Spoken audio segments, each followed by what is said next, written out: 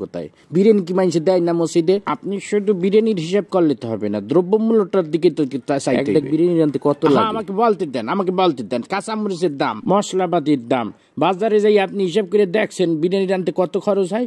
আপনি খালি বিরিয়ানি হাঁটতে আসে বিরিয়ানি রানতে বর্তমানে যে খরচ হবে ওইটা দিয়ে ঢলঢলা খিচুড়ি আপনি 50 জন মানুষ এক পুরো গ্রাম ধরে আপনি খাওয়াই দিতে পারবেন। বুঝলাম না, প্রতি বছর ইফতারির সময় আপনার এত হিসাব করবোই তো, সমস্যাটা কি আপনার?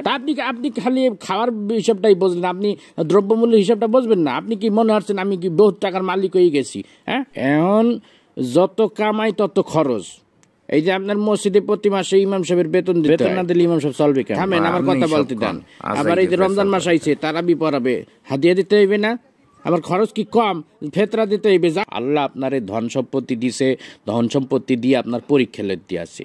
এই টাকা পয়সা যখন তখন আল্লাহ লইয়ে যেতে পারে। আপনি এই টাকা পয়সা আপনার জানে সৎকা করবেন, ফেতরা দেবেন। মুসলমান হিসেবে এটা আমাদের সকলের দায়িত্ব।